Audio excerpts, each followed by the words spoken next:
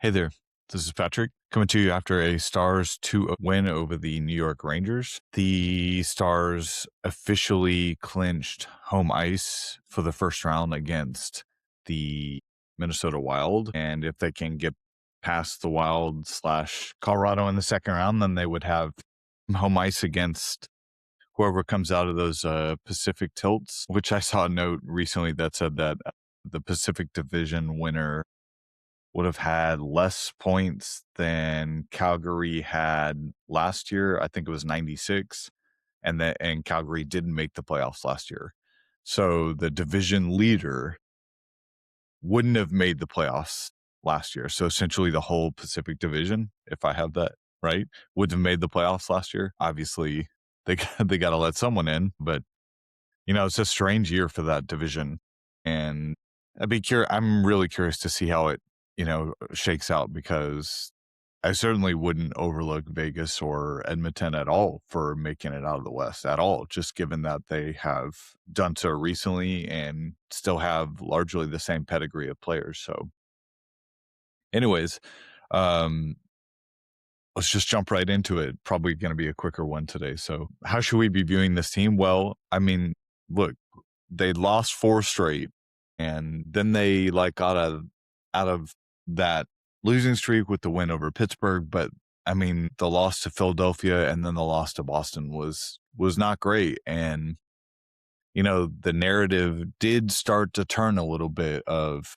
is this what we're going to be seeing from Stars before the playoffs? Because they historically entered last year on a 7-game losing streak. There were some other real, honestly, well, this is a great situation, because last year I remember feeling as though this is not the right Stars team. This is not representative of who they're going to be putting out there. Obviously, they didn't have Miro. We were still kind of going through the Dumba situation and still trying to figure out if they're going to bring up Petrovic and him going to play in the playoffs. So the fact that, Dallas seemed to play pretty well defensively without Miro, that's a pretty good sign. Now, I do want to definitely state that New York is one of the worst teams, if not the worst team this year. But I think everyone saw, what a really great goalie can do for you. And next year certainly would give New York a opportunity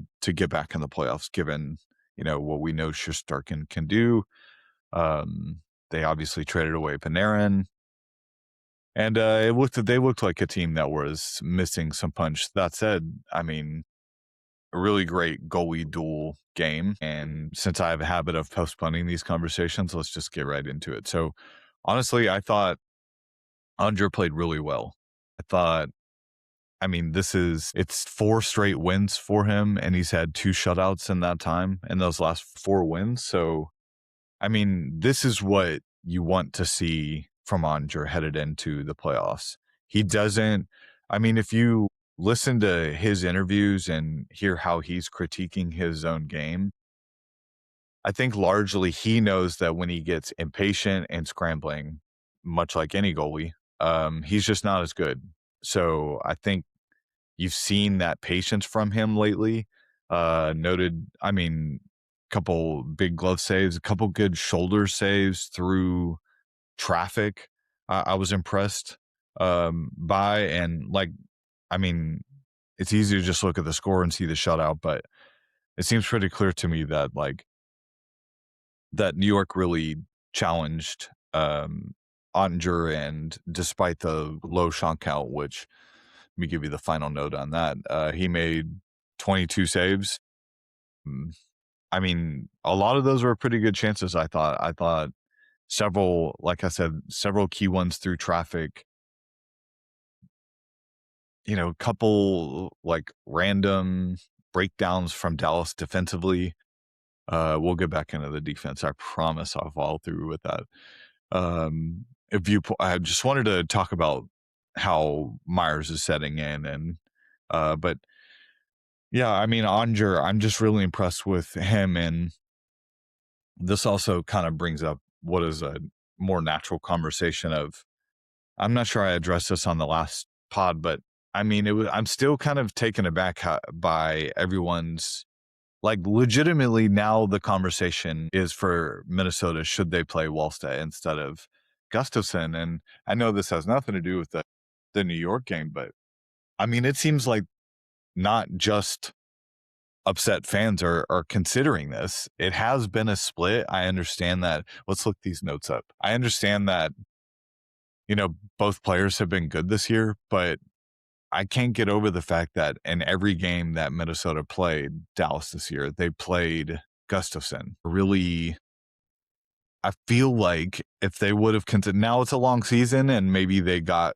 the data they needed in this loss to Dallas on Thursday, but yeah, I was a little surprised to hear how down on Gustafson Wild fans were. And the fact that, I mean, what it was frankly hockey, Frank Saravelli mentioned that at least it seemed like there was a internal conversation being had about whether or not they should play Wallstedt. I mean, to me, that's just crazy. I mean, the fact that they would just throw him to the wolves like that and without even having played the Stars this year. Now, I feel like they are going to have to go to him at some point if Dallas, like, let's say, wins the first 2 games or something. There are a few scenarios in which I could see them going to him. I mean, they have almost identical goals against average. Gustafson is 264, Wallstedt is 263. Gustafson's got 28 wins, Wallstedt's got 17. Let's look at the save percentage. 915 save percentage for Wallstedt and 906 for Gustafson. But obviously Gustafson's, I mean, he's played 1,000 more minutes and made almost more than 300 more saves this year. I don't know. I'm surprised by that. I'm having a hard time. I mean, look, this is the most games that Wallstedt's played in his career, and that's just 34 this year. So the idea that they would just put the whole load on him in the playoffs, I don't know. I think that they're going to stick with Gustafson until he, like, for lack of a better term, craps the bed. And I think also, again, looking at it from a far point of view, like, if Dallas touches up Gustafson, are we going to give the Stars forwards credit? Or, like, let's say those come on the power play. We know Dallas has a top power play. So I don't know. I just feel like the evaluation of Gustafson has been all over the map. To give mine, I felt like he hasn't played great, but I feel like that's Minnesota playing against Dallas. I feel like his play, I mean, legitimately, I didn't come away feeling after that Minnesota game that Gustafson was bad and like that they should consider benching him. I just thought that, the team didn't play that well in front of him and Dallas tested him. So, I mean, there's a lot of other factors that are going into it. And as Bruce Levine likes to say, the other team gets paid to play hockey too. I like to quote people when I can. I'm not hoping for them to hear this or anything, but the journalist in me always wants to cite my sources. So, I mean, I do really believe in that, though. I mean, Dallas is a great team this year, and the idea that people are saying that loss was on him, I don't know. It sounded like Dallas knew that what was at stake, and they grasped what was in front of them, knowing that they didn't want to have to play Game 7 in Minnesota. That, to me, that's all you would need to know as far as a motivation standpoint. Yeah, in the interest of sticking with notes, I wanted to finish up. Well, I want to give a full viewpoint on how Myers played, because I know that they're kind of moving him all over the place. Myers didn't have the best game. Blocked 4 shots. Let's see here. Yeah, he had a negative goals above expected. I don't know. I don't want to get too lost in the analytics. I hope y'all can tell that I love analytics, love the stats, but I feel like, man, you could just be lost for days trying to find the stats that fit your narrative. And I feel like I will be doing a deep dive on the defense before the Minnesota series. But just generally speaking, it seems like they're still trying him out in different places. And with Miro out, they still need to find other combinations. With Niels Lundqvist still sick, They had to pull up Petro, and as it currently stands, to me, I feel like if they were planning on playing Petro in the playoffs, that they would have sat, or that, I don't know, that Labushkin wouldn't still be playing, or that it wouldn't be Petro just coming in, that it would have been Labushkin coming in. So based on what the coaching staff is telling us, it sounds to me that Labushkin is higher up on the pecking order, so to speak. But that's why I'm currently evaluating. I think as long as Miro is out, I think that's going to throw a wrench into all of these pairings. And I think that you're going to see some players have some tough analytical games, and you're going to see the defense underwater. But I think that just comes with when you're missing your best player, and when you're missing a top 5 defenseman in the league. I don't think any team is the same. And to that extent, I made that case with Colorado and Makar. If Colorado doesn't have Makar, they're an above average team. I mean, if someone was taking that out of context, I'm sure that I wouldn't read very, very well. I should rephrase, they're mortal, Colorado. But with Makar, they're as a favorite can get, just based on how they've done this year. Absolutely, I would give Dallas a great chance to beat them if that does end up in the second round. So, but that said, I mean, if you're without your top defender, you're just not going to be the same team you are. Players are going to be forced in positions they aren't normally. And we saw that from Harley last year. He stepped up when he had to. And I mean, look, 26 minutes from him, and he fills in on the power play, almost 6 minutes of power play time for him. And, he's shooting the puck 3 shots. He's going to have to step up and play a more offensive minded role. Thankfully, we know he can do it. But I mean, conversely, Petrovic is having to play more minutes now, 12 minutes. Bishel had 14. And then conversely, Wendell with 22, Labushkin 16, Myers 20. It's a wild ride with Myers a little bit. It's kind of the end-about way of trying to get back to, do we trust him? And I think the coaching staff, they wouldn't have traded for him if they didn't believe in him. And I think they trust him over Petrovic. And I think that's why they traded for him, is just that, not that Petrovic isn't great or good. I just think that they don't want to roll into the playoffs. And that could be as much about defensive insurance as well, of, hey, what if the Stars lose a defenseman? And sure enough, Jim Neal's looking like reigning GM of the year again, and just the foresight to improve that depth. Let's just try and run down the I just wanted to knock out those larger topics before we run down the game recap and how should we be viewing this team. But yeah, how should we be viewing this team? It's as a team that's finding its way. It's a 3-game winning streak. I don't care who it's against. That game against Minnesota is such a propeller.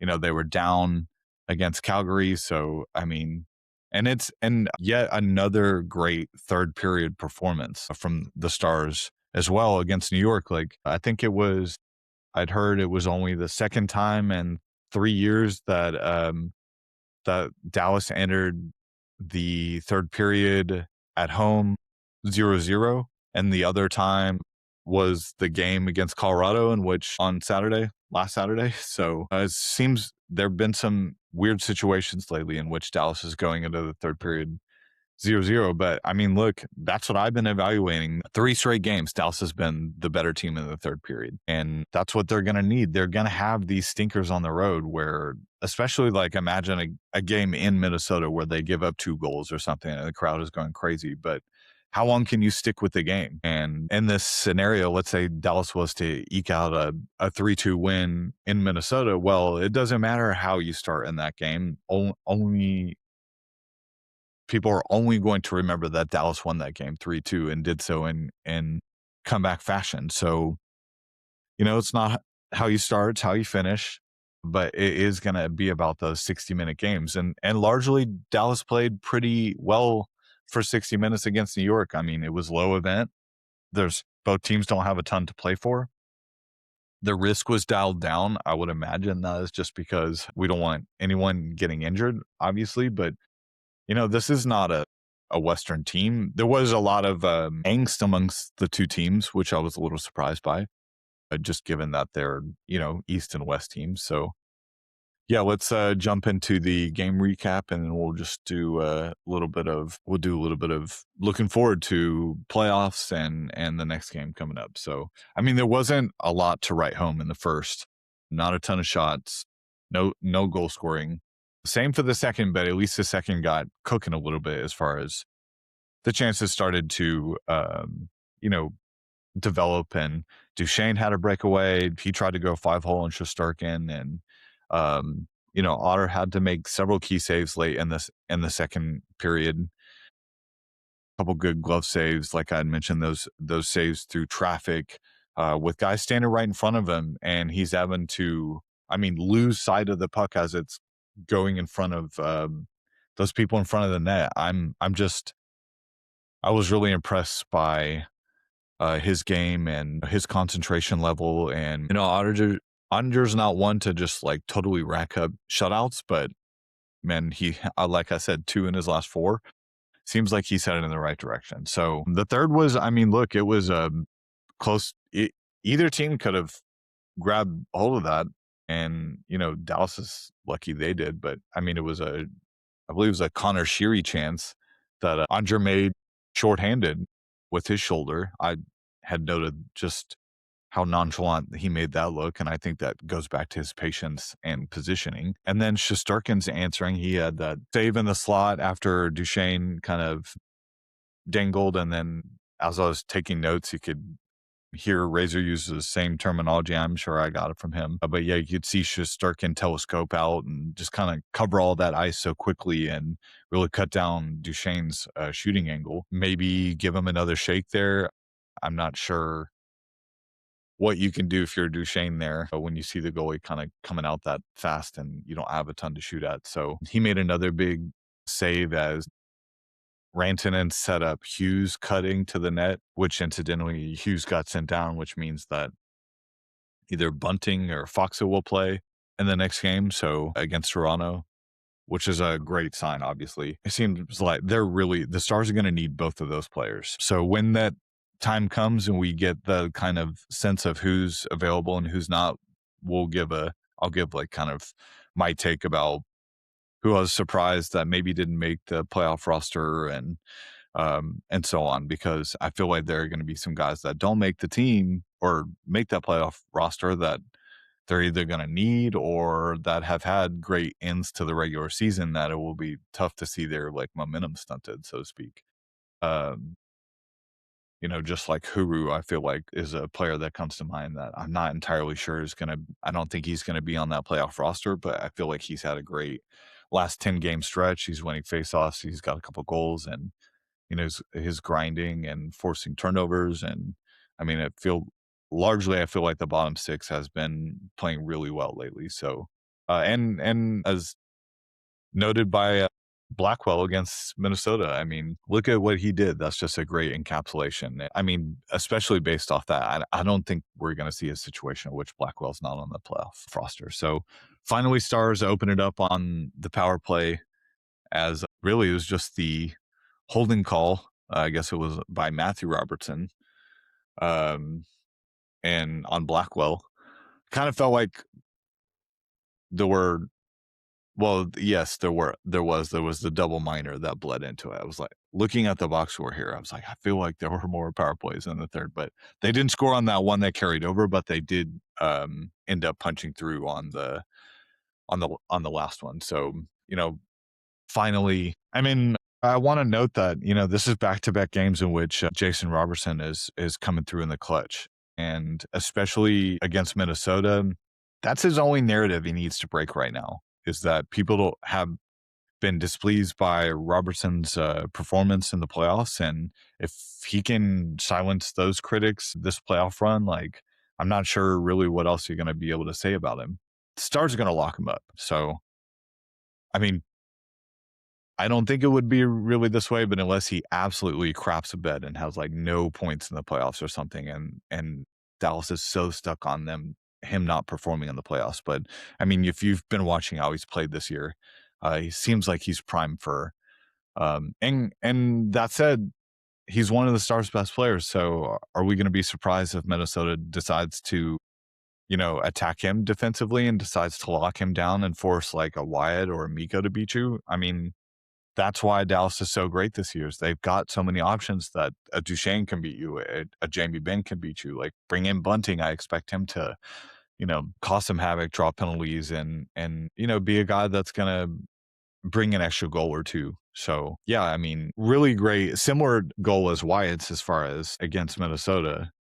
Robo and tight with the hands. I just was really impressed by, I think Razor called it preschool teacher patience for Robo. But what I was impressed by was it seemed like Robo could see Shesterkin was off his angle ever so slightly. His pads were outside of the net and he was off his angle.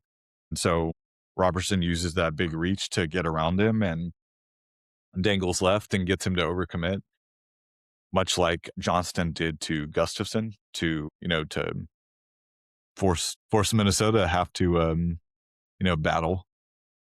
That's going to be, I do think that was a tough loss for Minnesota.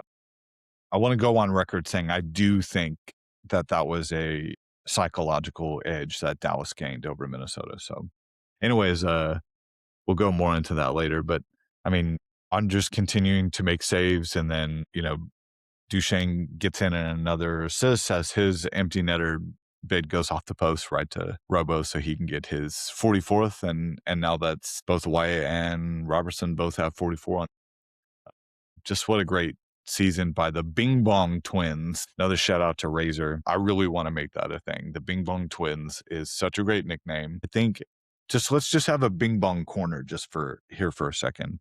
In case some people don't know where this comes from, I am a propagator of the Bing Bong chants. I just think it's insane, first off. I just think it's stupid and fun, and it makes you laugh, and it causes fans to be like, what's Bing Bong? And, it's just something cool. I really like that Shippy has made that a thing in the arena. I know for anyone that's not really aware of what it's from a New York Knicks fan interview. I want to say after, who did they beat? The Knicks. Boy, really stretching into another. Was it like, I feel like maybe after like a Boston win or something? Regardless, the Knicks are back, and so to speak, and they're interviewing, guys on the street, and all of a sudden you just get a guy saying "Bing Bong," and that was just they've taken that soundbite and playing it after Stars wins. That's it. It's not that complicated. But that said, it's a fun thing. I like that Razors kind of made it a thing. I don't see any reason. I hear some people saying it's stupid and say we need to get rid of it. It's way better than the woo. And if you're a woo person, no judgment on you personally. When someone went woo after the Stars goal late in games, man, that was, I don't know about y'all, but I was annoyed. It just kind of felt like, I don't know, I don't think people really think that was the Ric Flair woo, which it kind of was, but so many people have co-opted that. I'm not quite sure, if that's really what was emulating. I'm so glad that's not a thing anymore, but I'm sure some people that liked that hate Bing Bong, and, I guess that was my old man moment. Not a big fan of the wooing.